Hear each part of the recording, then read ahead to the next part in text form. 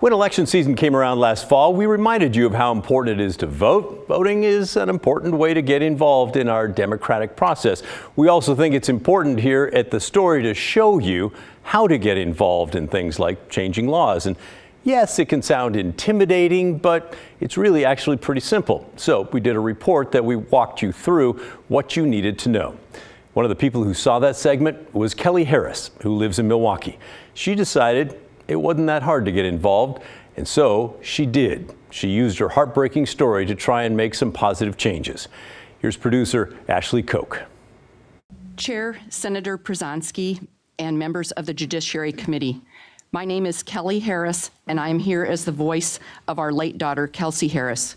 Just over 2 years ago, Kellee Harris experienced the unimaginable, the loss of a daughter. And I think she just really loved being in a classroom environment. Kelsey Harris was 31 years old, a teacher and coach at Lebanon High School. She really cared about kids. She loved coaching. She loved teaching. She loved counseling. But in March 2021, Kelsey ended up at the hospital. On March 20th, 2021, I believe Kelsey was nearly strangled to death by her abusive boyfriend and was so traumatized she took her life a week later on March 28th. I think she was so traumatized by what happened that she just felt that no one was there for her. Harris says that when Kelsey went to the hospital, she was diagnosed as having been strangled. But, Harris says, Kelsey wasn't actually given any diagnostic tests or referred for services. The charges against the person accused of strangling her were dismissed. Harris says she was told it would have been a difficult case to prosecute. The Lynn County District Attorney's Office told me, when it comes to strangulations, juries like to see bruises. I will never forget those words. I was told even if Kelsey had lived to testify against her abuser, the jury might not have believed her since she did not have highly visible neck bruises. This is the picture they took after her strangulation. 50% of the time, there are no visible injuries after a strangulation. Teresa Muncie is a forensic nurse examiner. She treats patients who have lived through domestic violence. She knows that strangulation injuries are often invisible on the outside. She also knows just how dangerous they are. Every time a person is strangled, they are more and more at risk of dying just because of the way that injury can impact the brain. According to the National Domestic Violence Hotline, it's possible to show no outward symptoms of strangulation, but die weeks later due to lack of oxygen and other internal injuries. Strangulation can also cause traumatic brain injuries, with symptoms including dizziness, vomiting, seizures, miscarriage, changes in mood and sleep patterns, and many others. When it comes to treating strangulation patients, looking closely at their injuries and collecting evidence is vitally important, and that's the job of the forensic nurse examiner. One of their newest tools is a strangulation kit, or SKIT. The idea is similar to a rape kit, says Savannah Powell, another forensic nurse. And it's usually like a swab on the neck, and that's what that is collecting is DNA from the perpetrator. And there are ways to look closer at potential internal injuries, like with special CT scans. But those tests can be expensive. That's why Kellee testified before lawmakers in Salem, determined to do something in the wake of Kelsey's death and help other victims of domestic violence. I first heard about testifying in the Oregon legislature on KGW The Story.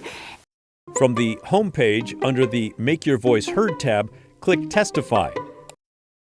So she reached out to her lawmakers and told them she was interested in bills having to do with strangulation victims. And they said, well, coincidentally, we've got something very strong and solid, and we would love to have your support. House Bill 2676 would provide strangulation kits free of charge to domestic violence victims. And they said, come and testify, tell your daughter's story. And I said, okay, that's going to be really hard, but for Kelsey, I'm willing to do that. These nurses say it would make a huge difference. You can see on people's faces when you say, this is covered, sign this piece of paper, and this is covered, their faces just like relax.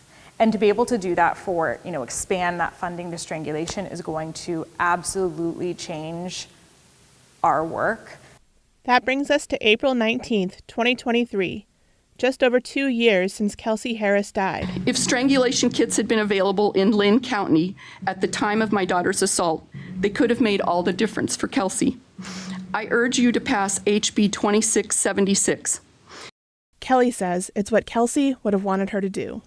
It's not just something that happens to someone else. It can happen to you. It can happen to your family. It can happen to your daughter, just like it did for us. Ashley Koch, KGW News. What a strong mom. Right now, strangulation kits are only being used in 11 Oregon counties. The conviction rate for strangulation, really low. Last year, Multnomah County, there were 130 felony strangulation charges, but only 13 convictions. That's according to the Oregon Criminal Justice Commission.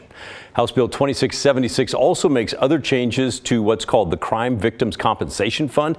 It provides money for those things like crime scene cleanup and counseling. Right now, the bill is going through work sessions and has a long ways to go before becoming law. If you or someone you know is in a violent relationship, we want you to know that there is help available. The National Domestic Violence Hotline has a phone number. It's 800-799-7233.